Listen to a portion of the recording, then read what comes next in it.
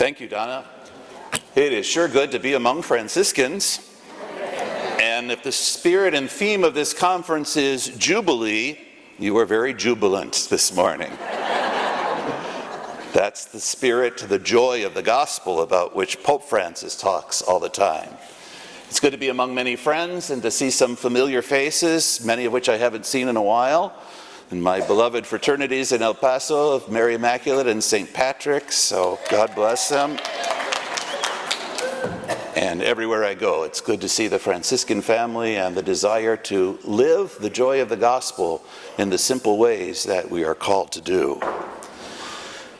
At your general chapter in 2021, Pope Francis reminded all secular Franciscans that your vocation is a particular expression of the universal call to holiness. The universal call to holiness is an important teaching of the Second Vatican Council. Before that time, people thought that priests, religious sisters, had a higher vocation and a higher calling. The Church sometimes reinforced that misunderstanding. But the Second Vatican Council reintroduced us to baptism being the foundational sacrament, and baptism bringing us into the body of Christ, where we are all called to be holy and where we are all called to be saints. So there's an emphasis on the sanctity of marriage as a path to holiness, the single life as a path to holiness, and a variety of spiritualities within the Church that are proven paths to holiness, despite the sinfulness of people like you and I on those paths. All right?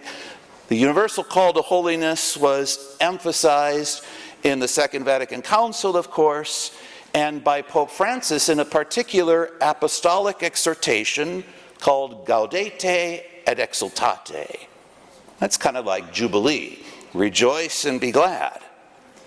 In that beautiful reflection, which I hope you sometime have a chance to read if you haven't already, the Pope reminds us that all Christians are called to be saints.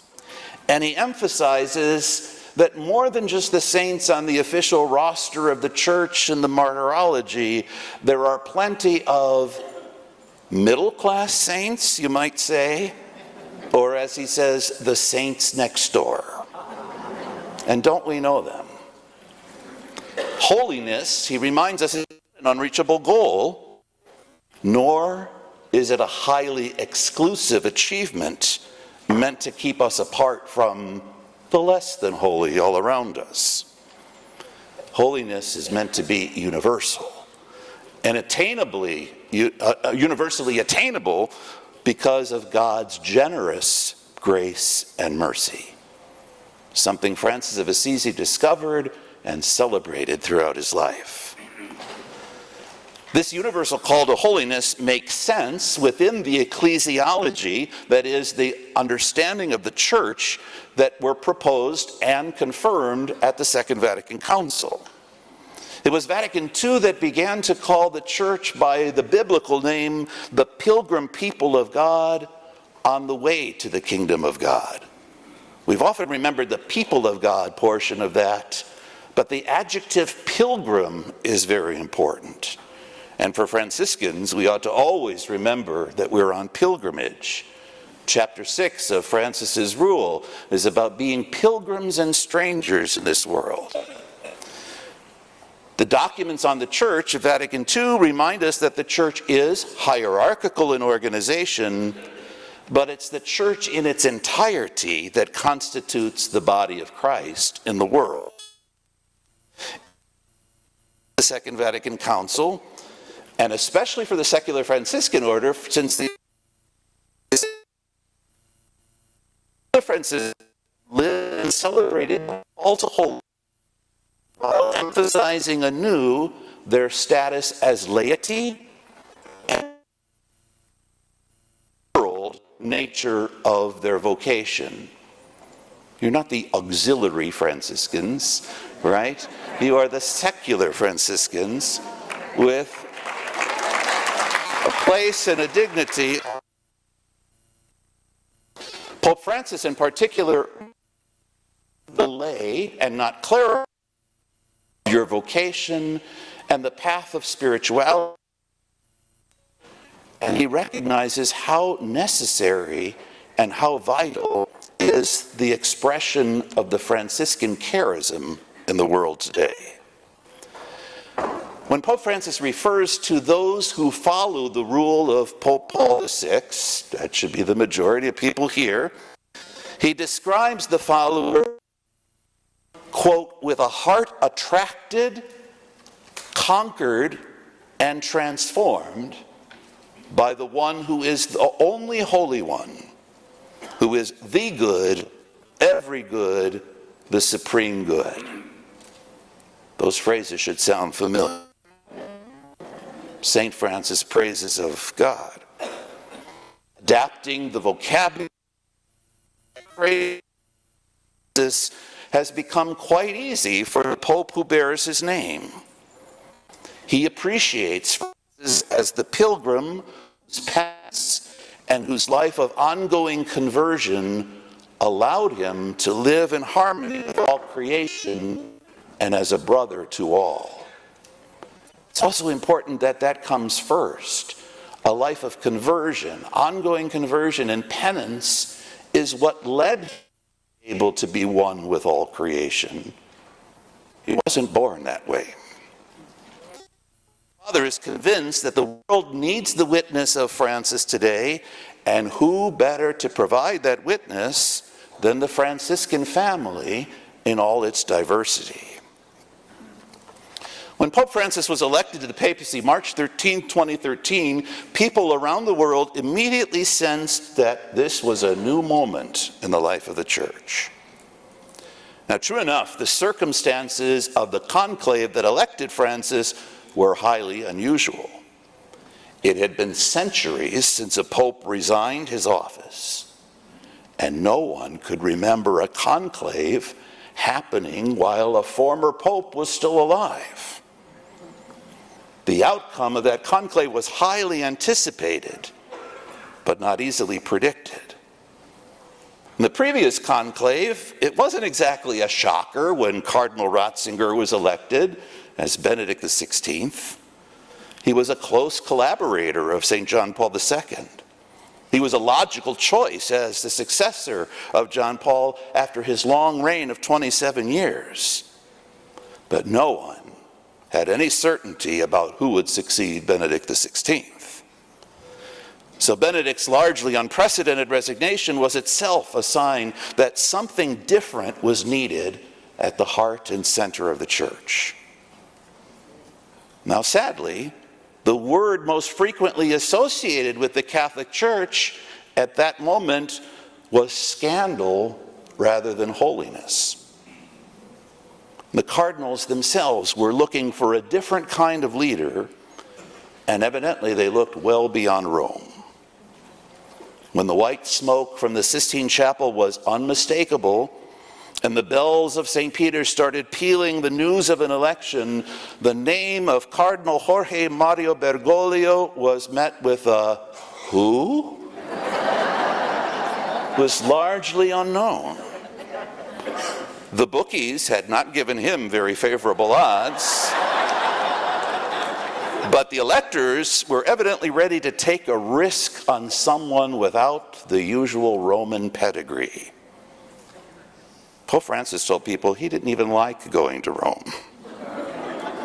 When it was announced that he had chosen the name Francis, the first in history, there was a clear indication that things were going to be different.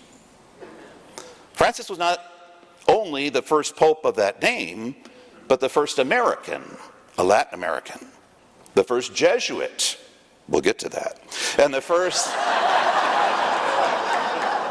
first non-European pope in centuries.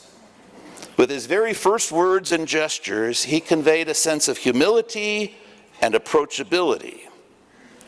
Dressed in the white cassock long associated with the papacy, he had no cape and wore a simple cross around his neck, the same one he had worn in the conclave.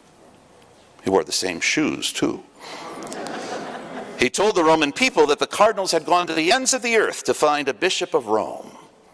And in those few words, he conveyed the role of the local church and the universal church and demonstrated his nearness to the people, asking them to pray over him before he blessed them.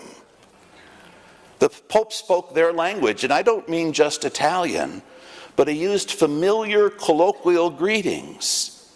People had not heard a Pope say in a public setting something as simple as buonasera, good evening. That was not sufficiently regal to be spoken by a Pope. They actually debated about how they were going to translate that phrase. When he got word of it, he started saying, and continues to this day, at his 12 noon Angelus address on Sundays, "Buon pranzo, have a good lunch." But his name received almost as much attention as the person. I remember immediately thinking, rebuild my church. When I heard that name, that's what came to my mind. But I overheard speculation about him giving tribute to Francis Xavier, the great Jesuit missionary. But we knew better, didn't we? The next day, an audience for journalists was arranged at which Francis explained the choice of his name. In the electric atmosphere of the Sistine Chapel, as the ballots were being counted aloud and the cardinals were keeping tally, the Franciscan Cardinal Claudio Gomes of Sao Paulo, Brazil, may he rest in peace, he only died 2 weeks ago, was sitting next to Francis, grabbed his arm and said, "Do not forget the poor." And it was at that moment that the name Francis occurred to him. Now, Francis candidly admitted that he had been told to think of a name during the previous conclave because he might get elected. And while he didn't think it would be needed, he said he would have chosen John the 24th. The good and smiling Pope John the 23rd, a Third Order Franciscan, the peasant pope with the vision to call the Second Vatican Council, was a real hero to Pope Francis.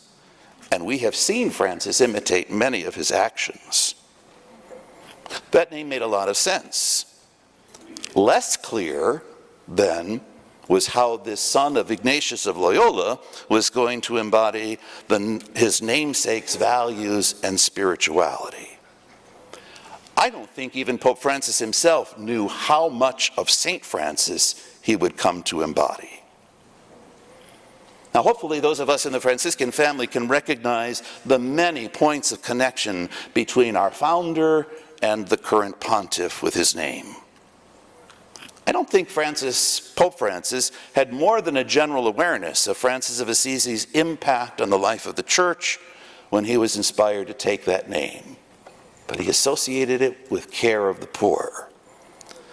But I suggest that with years of his witness, and especially in his magisterial teachings, that means the official stuff, the gospel spirit of the poor men of Assisi has come alive in the very heart of the church. Several words that could be used to describe either Francis easily come to mind. Pilgrim, poor, brother, fraternity, minority, simplicity, joyfulness, enthusiasm, honesty, humility, and authenticity. I bet you could probably add several more words to the list. But I do believe that Pope Francis has drawn on the legacy of his namesake to provide a path of renewal for the whole church. We know well it's not going to be an overnight renewal. It took Francis most of his life, St. Francis. But I would suggest that this has a special implication, this desire for renewal and this path that has been opened has special implications for those of us who are heirs to the Franciscan legacy and who have a serious and sacred responsibility to share this spirituality with the whole world. Pope Francis was elected by the cardinals for the explicit purpose of reforming the Roman Curia. 800 years ago, St. Francis didn't set out to reform anything but himself. But his path of conversion was so genuine and so fruitful that people were drawn to him in great numbers, and he in fact created a large movement. Pope Francis was elected to be the universal shepherd of the church rather late in life. He was planning his retirement in Argentina and waiting for his letter of resignation to be accepted. So he didn't come to this ministry without suppositions like St. Francis, nor with the naivete that Francis experienced. And in fact, it was quickly learned that Pope Francis does indeed have an agenda in the best sense of the word. The church is scrutinizing this agenda, while the global press were scratching their heads trying to figure it out. But Pope Francis made it quite clear from the outset that his agenda was gospel simplicity and proclaiming mercy. He wanted a poor church for the poor. Doesn't that sound familiar? When Pope Francis States on his visit here in Washington, D.C. in 2015, he told them, "Let everything that you say and do convey mercy." To me, that has an echo of St. Francis' admonition to preach peace everywhere. Francis of Assisi knew God's mercy firsthand, and his exuberance for sharing the love of God was born out of that experience of God's mercy. Pope Francis has truly mastered the value of gestures. And so whether people are listening to his words or not, what they see is a gospel witness. Like Francis of Assisi, who said, if the brothers haven't preached by the time they get to the pulpit, they shouldn't open their mouths because they have nothing to say. Pope Francis' interaction is affection, is washing and kissing the feet of prisoners on Holy Thursday. He interacts, whether he's visiting a parish church or a refugee camp. The vicinanza, he says, the near. Francis speaks so. God being is something that he makes present to all those who encounter him.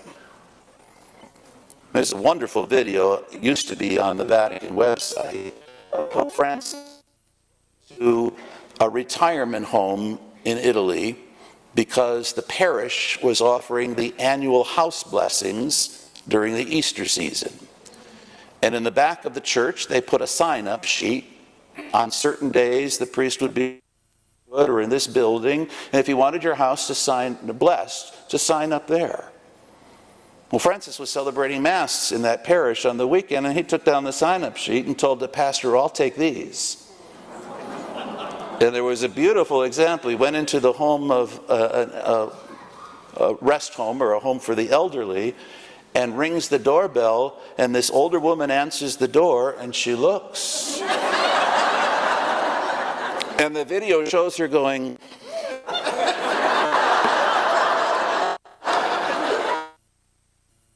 several times until the Pope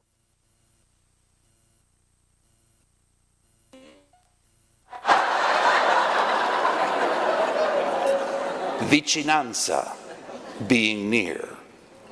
Didn't St. Francis?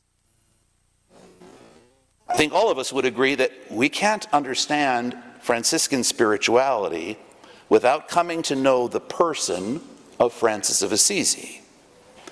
Now to us, that might sound obvious at first, but I think it's more the case with Franciscan spirituality than other of the revered schools of spirituality in the church. It's helpful to know the background of Ignatius of Loyola, for example, but it's quite possible to profit from his spiritual exercises, the crown of Ignatian spirituality, without knowing his biography. Dominican spirituality is much more about preaching and sharing the Word of God than it is focused on Dominic Guzman. Carmelites draw their spiritual tradition of contemplation from a variety of sources, founders, foundresses, refounders, and refoundresses. Francis of Assisi himself would not have wanted a spirituality centered on him because he was striving to live the gospel and follow in the footsteps of Christ. He was just so good at it. It was his own way of living that gospel. It was the joy and freedom that his gospel life conveyed. It was the incarnation of God that drew so many to his way of life. Now, Francis tried to deflect those things from himself. Even in his deathbed, he said, "I have done what was mine to do. May Christ show you what you are to do." He didn't want followers or other Francises. He wanted lesser brothers and sisters, striving to imitate Jesus Christ. Pope Francis knows that the world spotlight is on him. And those who knew him well before he became Pope said he didn't like the spotlight very much. But he has learned how to deflect that attention to the places that most need it. Whether it's in the island of Lampedusa, where shipwrecks carrying refugees to the shore were tragically encountered, whether it's in Palestine in the Holy Land, where he stopped along the wall that separates the Israelis from the Palestinians, whether it was in Rio de Janeiro, where he went to slums that were not even on the map because they were considered so dangerous. Vicinanza, drawing near, and the gesture that speaks louder than words, putting the attention where the world has forgotten. Pope Francis knows the importance of those gestures. And he knows very well in our visual age that actions and pictures speak louder than words. He also understands the hunger for authenticity that has often been lost in this visual age of texts and Twitter. He understands the great force and power within our church and the wonderful beauty of its sacramental life. He wants this to be accessible to all people, especially to those who are frequently excluded. And although the Pope is much more deliberate, careful, and much more of a planner than his namesake, there are so many similarities in their persons and their manner of being. So ironically, the first Jesuit Pope is conveying a Franciscan approach to church and ministry and leading us on a gospel path to rebuilding and renewing the church. Now, I trust it's fair to assume a substantial familiarity with the life of St. Francis in this audience. Am I right? Secular Franciscans are committed to the gospel life, to embrace the spirituality of Francis of Assisi in the world, and to live it according to one's own circumstances in fraternity with sisters and brothers, all of whom are on the path of conversion. In the 15 years that I spent as a spiritual assistant to the two fraternities in El Paso, were invited to join the fraternity, hesitated or resisted because they weren't holy enough. And my response was, "Have you seen us?"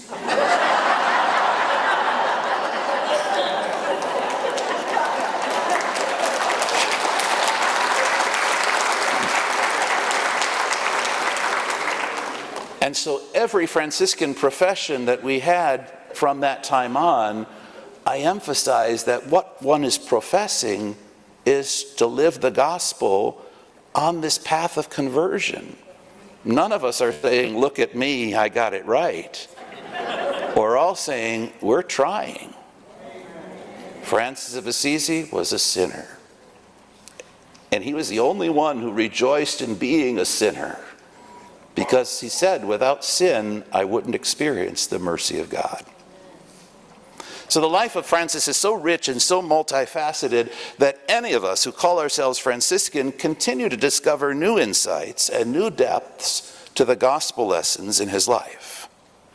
It's a modest understatement to say that Francis of Assisi is a world-renowned religious figure beloved by Christians and non-Christians alike. When St. John Paul II wished to bring the leaders of all the world's religions together to pray for peace, Rome was not acceptable as a neutral place for such gatherings. But Assisi was, because of the legacy of Francis. We all know the popular conception of the birdbath Francis, who loves animals. We're often considered to be animal lovers. But there's even more to say about Francis the peacemaker, the promoter of reconciliation, the forerunner of interreligious dialogue, the penitent who spent his life joyfully atoning for his sins, and someone who truly became a brother to all creation. Pope Francis highlights the example of Francis for the well-being of the church and the world. Like any of us, St. Francis was a man of his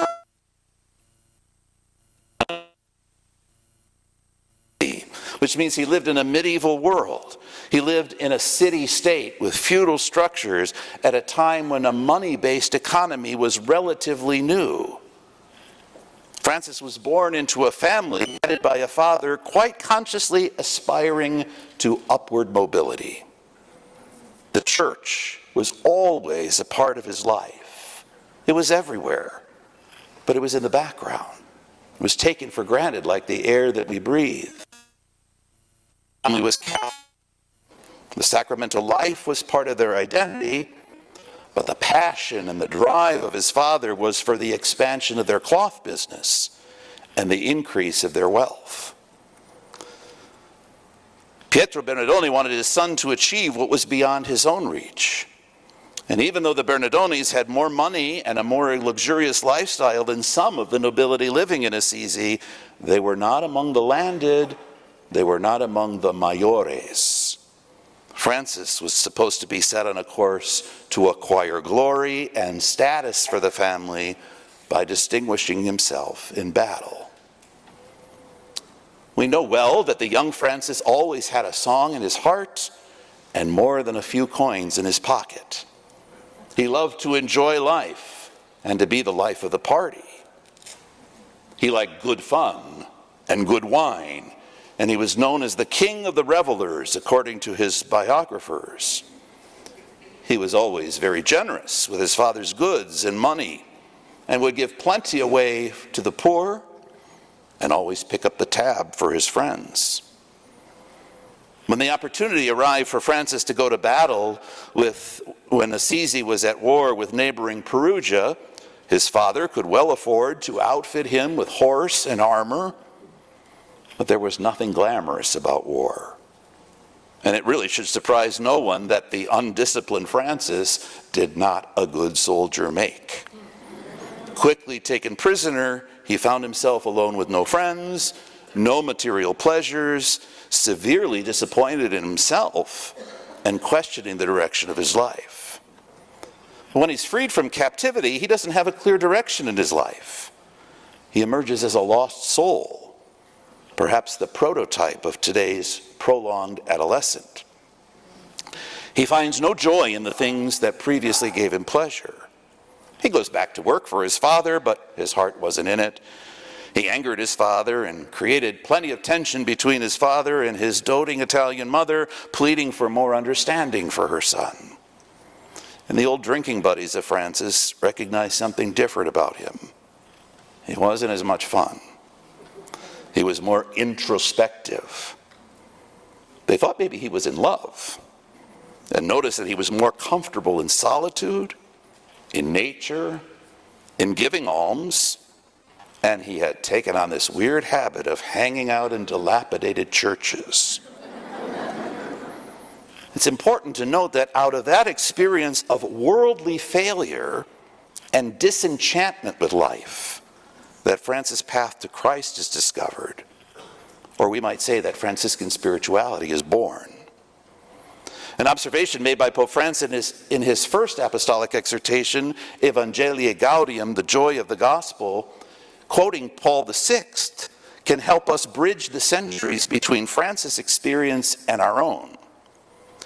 The popes say, technological society has succeeded in multiplying occasions of pleasure, yet it has found little to engender joy. In Francis' time, we mercantile society for technological society, but it amounts to the same dependence on material consumption, short-term, authentic.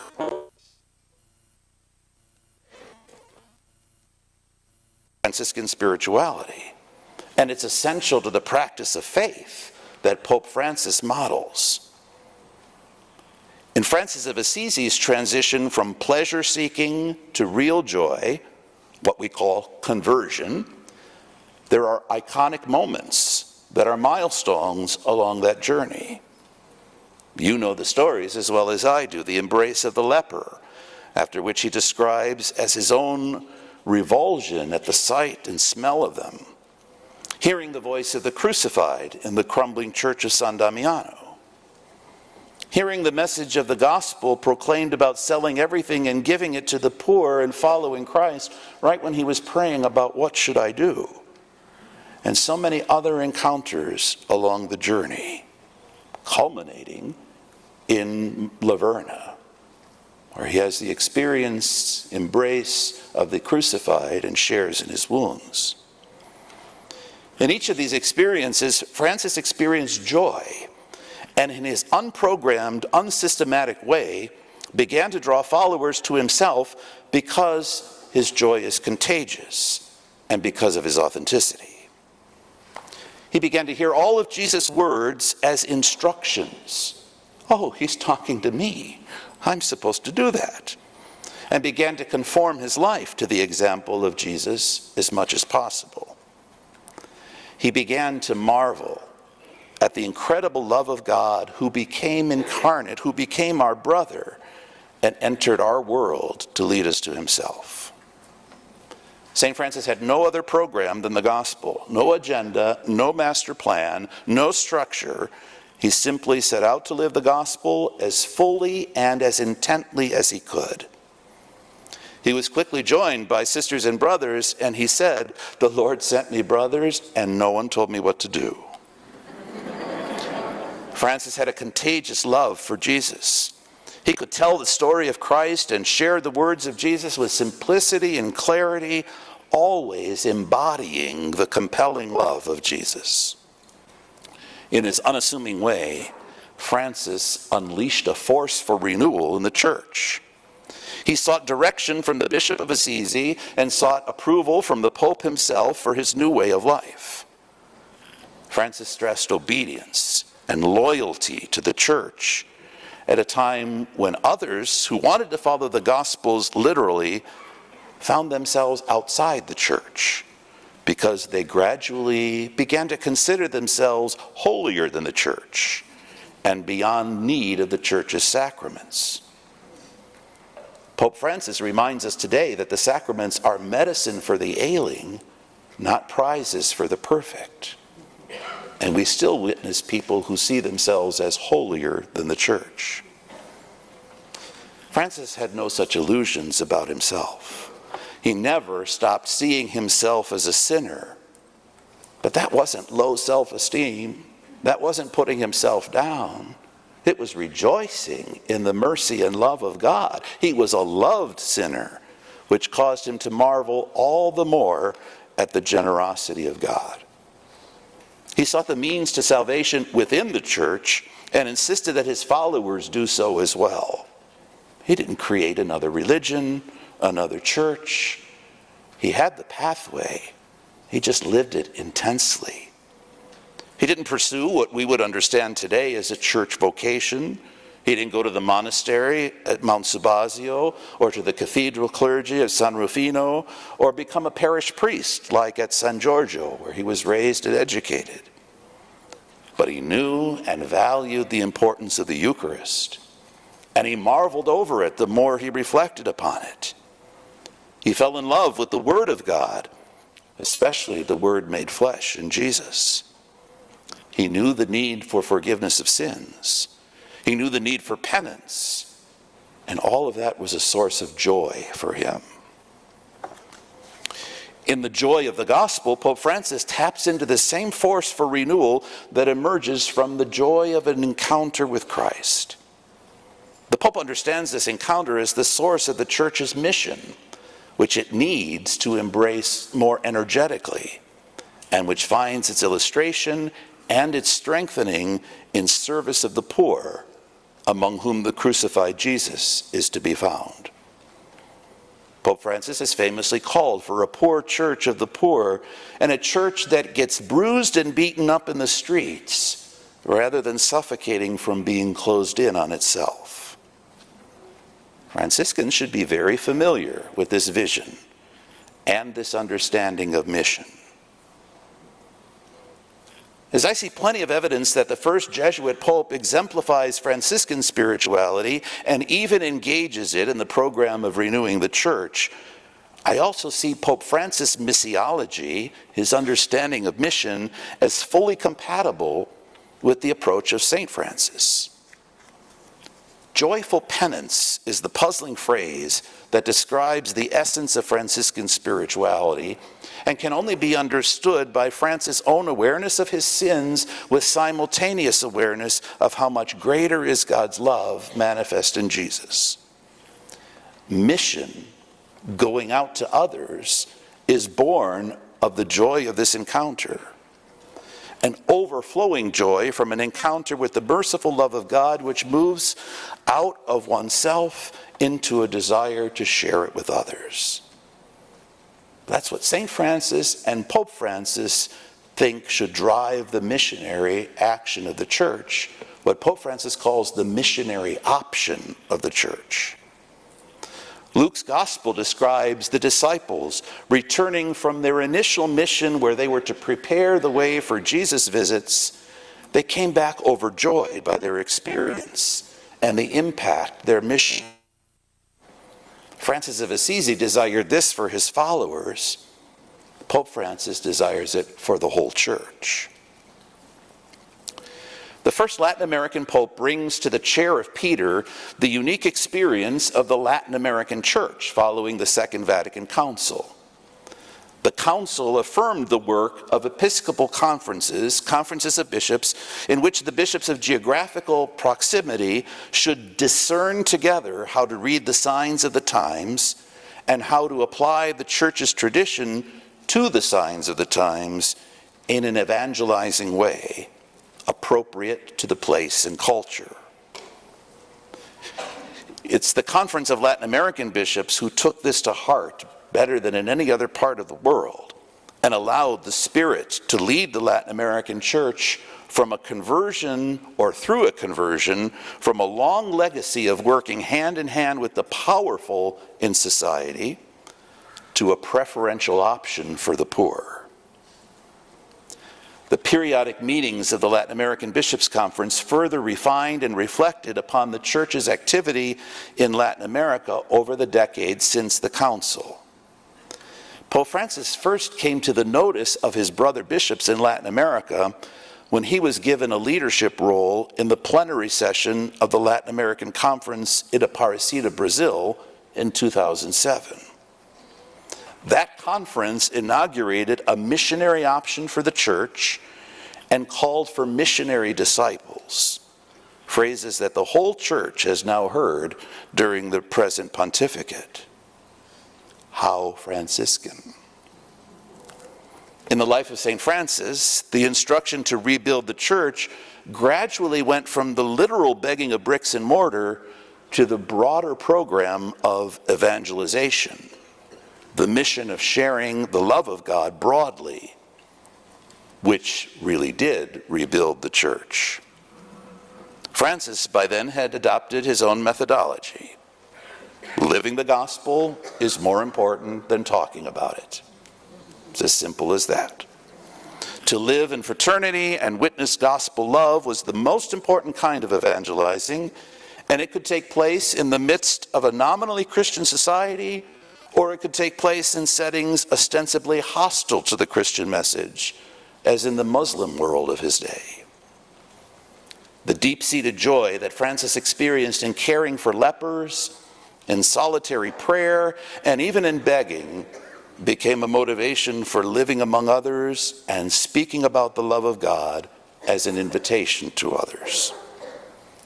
As Francis preached, in deeds and in words, people felt the nearness of God.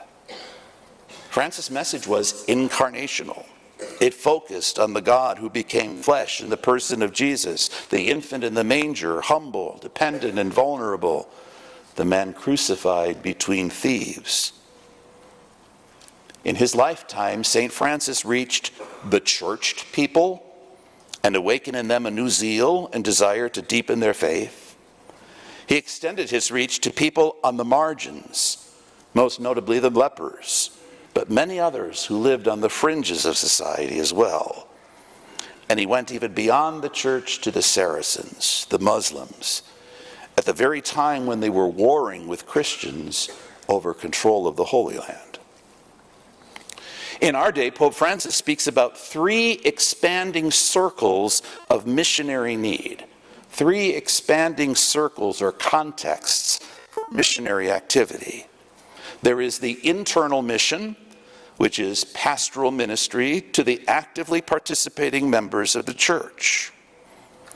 There's a second circle of ministry to those who are baptized, but whose lives don't make it evident that their baptism makes any difference. And finally, to those who do not know Christ, or are indifferent to him, or have intentionally rejected him. Jesus preached to those who were gathered in the synagogues, and he preached to the Pharisees, and to those on the margins, and even to Samaritans and Syrophoenicians.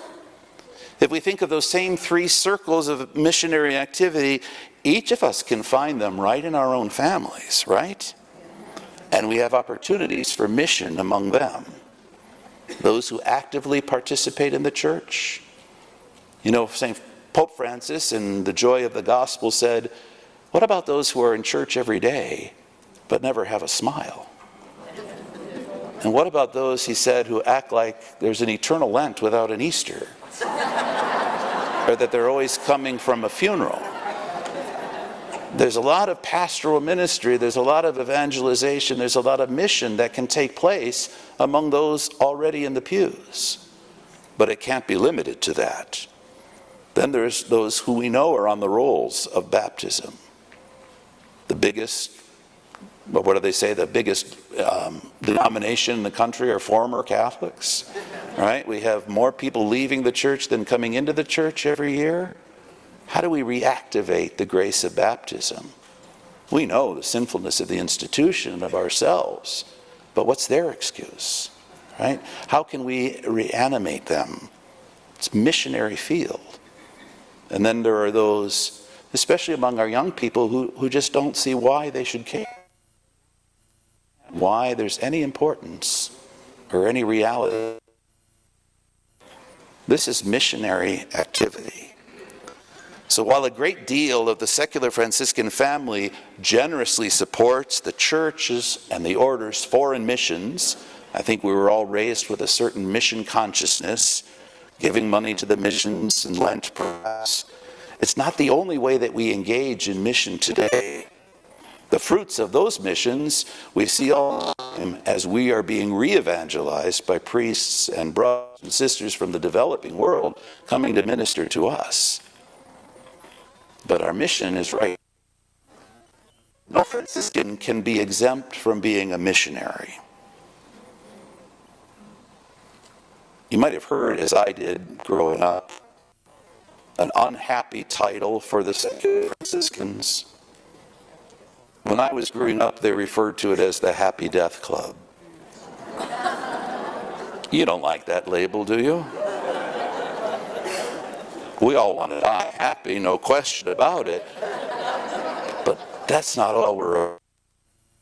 Mission brings us to life.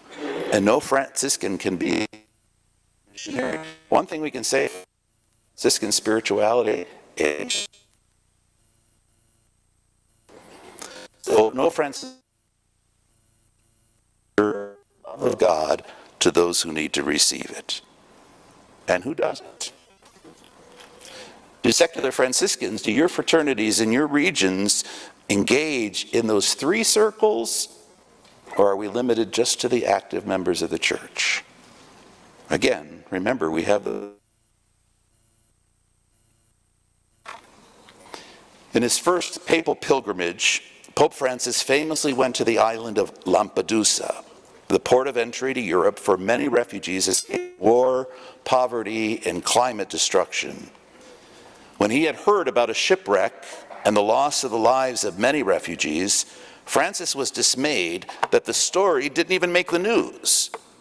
He marveled at how a single point's rise or stock market can make headlines, but hundreds of human beings drowned in the Mediterranean was not even newsworthy.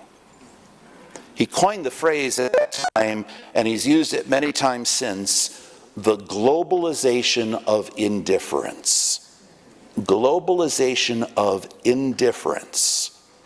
And to counter this globalized indifference, the Pope proposes a revolution of tenderness. The revolution of tenderness is found in the gospel, is found in the example of Francis of Assisi, and as a crucial component to our vocation.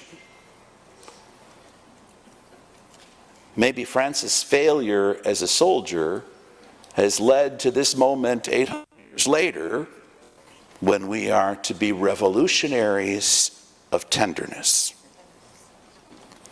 The Pope captured the spirit of his namesake very well in the joy of the gospel, and he named two significant encyclicals of his papacy from the writings of St. Francis. Laudato Si, taken from the name of Francis' famous Canticle of the Sun, and Fratelli Tutti, taken from the letter of St. Francis to all the faithful, a foundational document for the Third Order. The earlier encyclical embraces the spiritual wisdom of Francis, who recognized and celebrated the interconnectedness of all creation and the importance of living in right relationship with all. The most recent encyclical was originally in regions of the world to come together because of the but because of the ongoing pandemic, he expanded that message to a reflection on restoring the concept of fraternity throughout humanity. In both, the Holy Father draws on the writings and the spirituality of the poor man of Assisi to reinvigorate this revolution of tenderness. But he also warns of dire consequences for the refusal. In Laudato Si, he refers to the earth as our common home, and he employs the Franciscan language of sister, Mother Earth. Like his predecessor, St. John the 23rd, who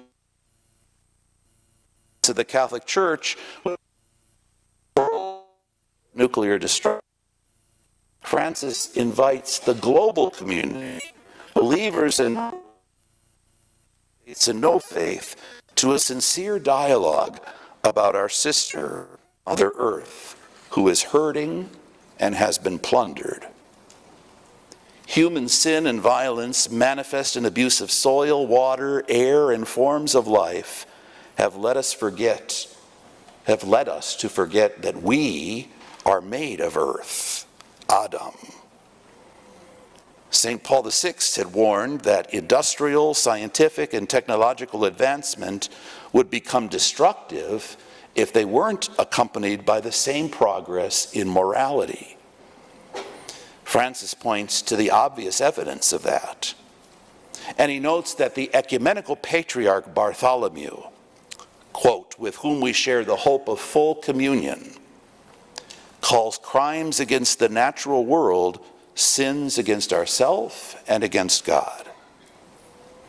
The patriarch wants humanity, especially Christians, to be on the path of conversion from consumption to sacrifice, from greed to generosity, from wastefulness to sharing, and calls for a new appreciation of asceticism, penance.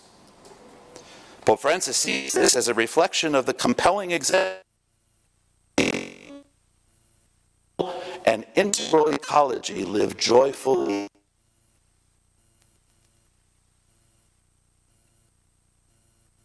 A mystic and pilgrim who lived in simplicity and harmony with God, others, nature, and himself. He was in love with creatures. He teaches us an openness to awe and wonder and demonstrates the value of eternity over none. Francis' own approach to asceticism was his refusal to turn reality into an object to be used and controlled. But the Pope finds is the compatibility between the embrace of poverty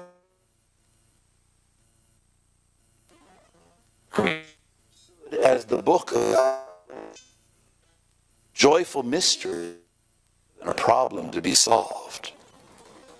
Today's global ecology and economy highlights the connection between the poor and the fragility of the planet, which necessitates a critique of power, but also must be interpreted as a call to conversion.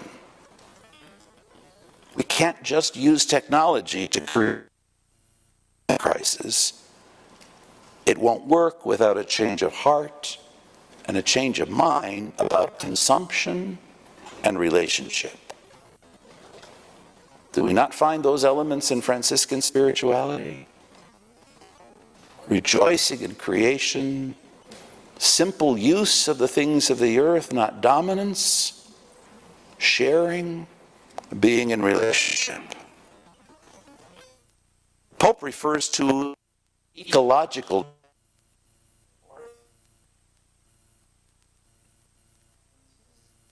the disproportional use of resources. The developed world has its most drastic effects on the developing world. Corporations pollute in poorer countries in ways that would not be permitted in richer countries.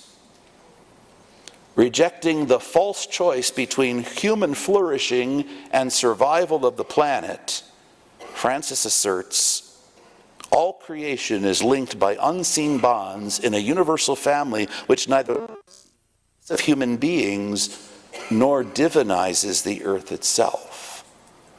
We don't follow the path that makes earth a god. We see it as the work of an all-loving God.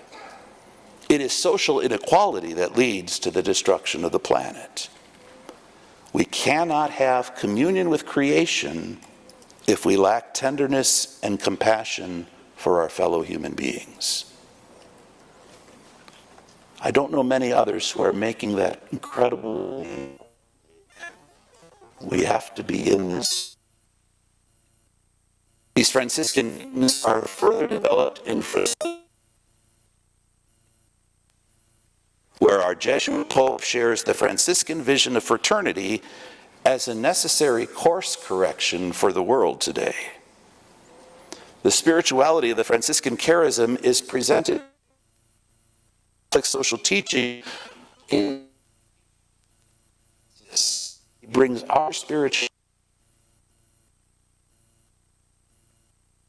to us. By Pope Francis' constant and his invitation to encounter Christ integrates this with its dogma, its morality, its liturgy, and every other area of the church's life. Teaching can't be a specialization. Care for creation can't be something that some people do. The triune God or the incarnation can't be a specialized thing.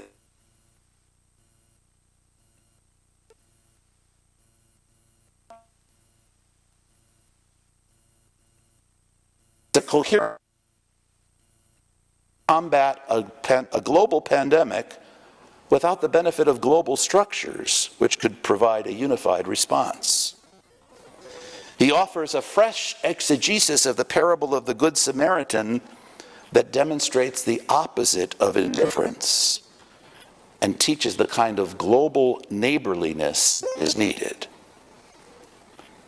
As he proposed a vision of hearts open to the whole world, forming social friendship that can transform politics into a true force for the common good.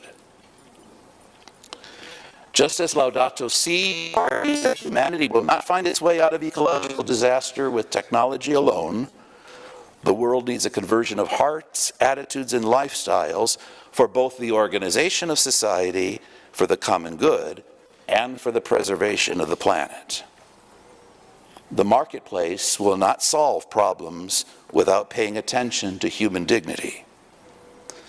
But an all-inclusive attention to human dignity as the basis for solidarity will necessitate an international order and regulation of power based on charity, a new order of politics.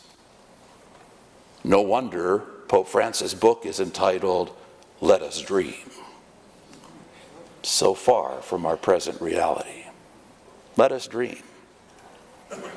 Given the current state of politics in the United States and the partisan polarization that has even made its way into the Franciscan family, it's hard to think of this vision of Francis as being realistic. Francis would tell you he's not only afraid to dream, but humanity has to dream of what could be, because we're otherwise destroying ourselves through our inequality, our overconsumption, and our inability to Pope's original plan to write this encyclical on the theme of interreligious dialogue was inspired by the 1219 encounter between Francis of Assisi and the Sultan al-Malik in Egypt during the Crusades. The story, popularized in the film The Sultan and the Saint, should be very familiar within the Franciscan family, and it points the way to the encounters necessary to build peace in the world today. Pope Francis used that example when he published a document on human rights together with the chief imam in Saudi Arabia.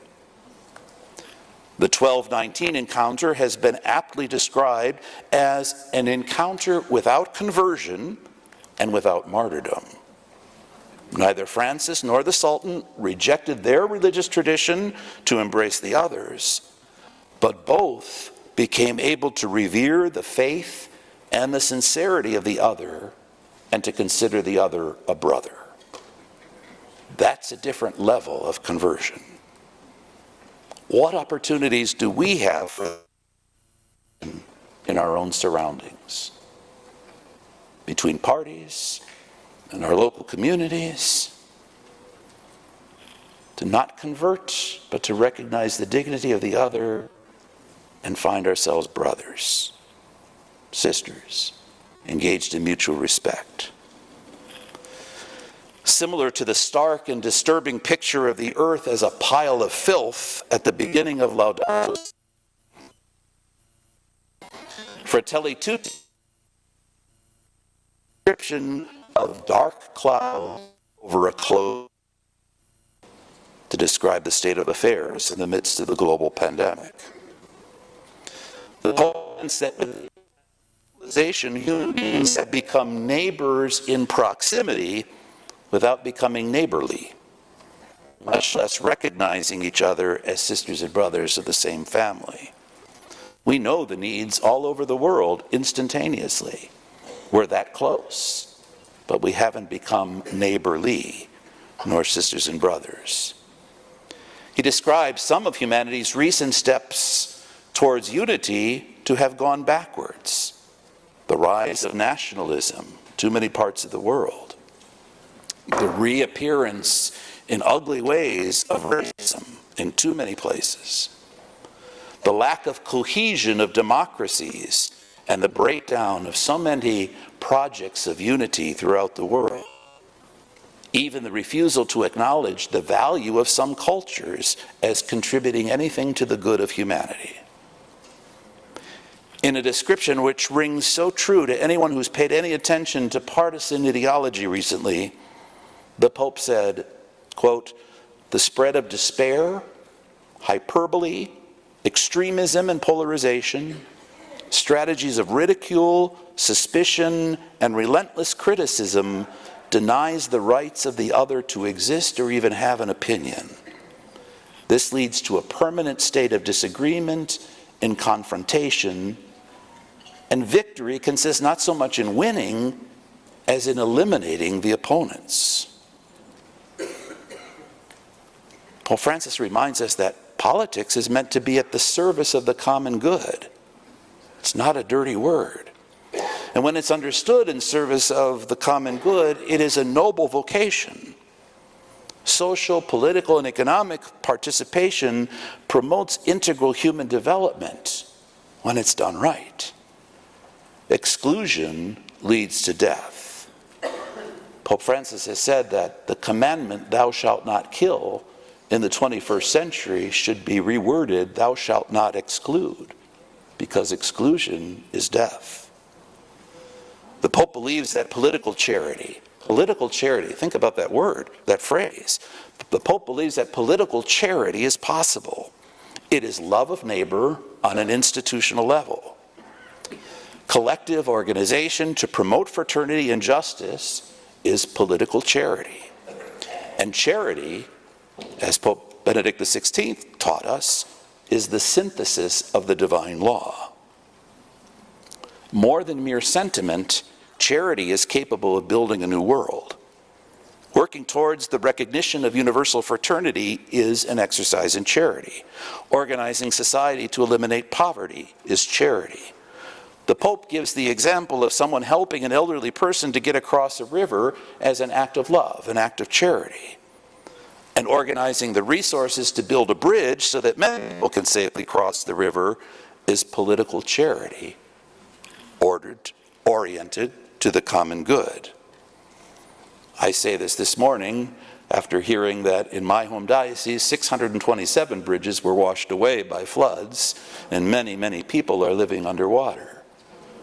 But the good part of the story, as devastating as it is for too many people, the 37 dead and the many, many homeless, the good side of the story is the outpouring of support from all over.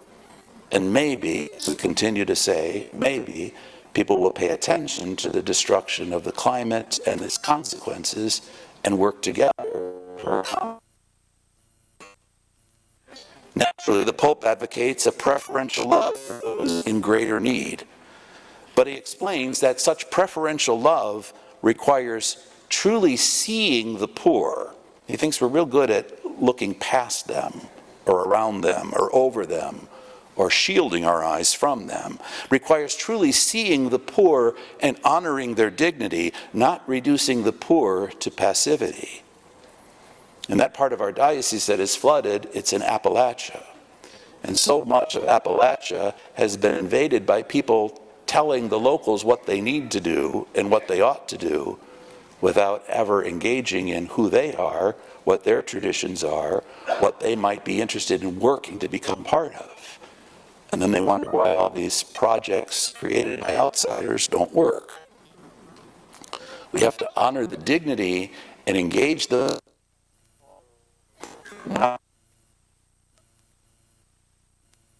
virtue of subsidiarity, as it's called in Catholic social teaching, involves people in their own development, and it's critical here. Involving a wide variety of voices is the way to ensure the common good, even when it complicates things. The Pope readily admits disagreements may well give rise to conflicts. That's inevitable, but uniformity proves stifling in cultural decay. We take the risk to work things out. Sisters and brothers, all. Anybody grow up with sisters and brothers and never have a fight? Disagree? Hopefully, and sadly not always, but hopefully those things can be overcome by love. But we're not uniform. We're not identical. Recognize that fruitfulness is more important than immediate results. What will produce? We may only partially achieve our goals, realize, but we help many in the process by doing so through love. We cannot afford to stop dreaming. We are sowing seeds now. In paragraph 67, he says, a community can be rebuilt by men and women who identify with the vulnerability of others, who reject the creation of a society of exclusion, and act instead as neighbors, lifting up and rehabilitating the fallen for the sake of the common good. Does it sound like a pure dream? Does it sound like something that has been tried 800 years, and less programmatic, very idealistic? Does it sound like something that's been built into our spirituality and that we must share with the world? The Pope talks in lofty and beautiful ideals about this fraternity, this brotherhood and sisterhood, and this need of conversion. And he also warns that the consequences will be dreadful if we don't. We're in the midst of what I hope you've all heard plenty about, the synodal moment in the church, the synod on synodality. I hope you've participated in any ways as Franciscans and in your local churches, dioceses, and parishes in the synodal process, the listening part of this synodal journey as a church. This is, again, something that correlates so beautifully to Franciscan spirituality. Think about a synod as a big chapter, right? Now, chapters can become business meetings, and the Pope acknowledges that synods can as well. And he has to continuously remind the bishops, above all, that a synod is not a political convention, and it's not about who gets the most votes. It's about discerning what the Spirit is saying now. Our best chapters are precisely that. Not about popularity contests or determining who gets the most votes, but discerning what is the Spirit up to. How do we walk forward together in the Spirit? I suggest that we as Franciscans, this great vision of the poor men of Assisi 800 years ago, this great vision of the Bishop of Rome today, who has the name Francis. You and I are also aware that the Pope is under tremendous criticism, the vast majority of which comes from the United States. And I would submit that the vast majority comes from people who haven't read what he says, watched what he does, or understand what he's up to, but they're people who already have their minds made up. It's that openness of heart and spirit that allowed Francis of Assisi to break free from all that contained him, all that kept him bound. It's an openness of heart and spirit that will allow the church to break free from that scandal that so described us and still is what comes to mind to too many people when they hear about Catholics. We know we're much more than that. We know that we have a rich tradition and we have Jesus Christ to share with the world. Let's have that openness of mind and heart, that freedom of spirit.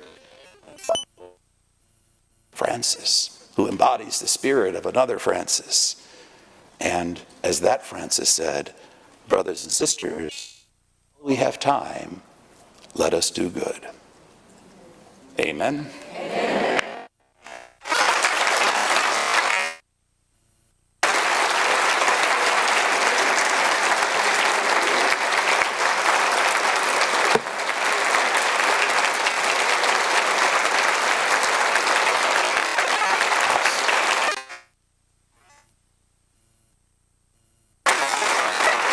Thank you.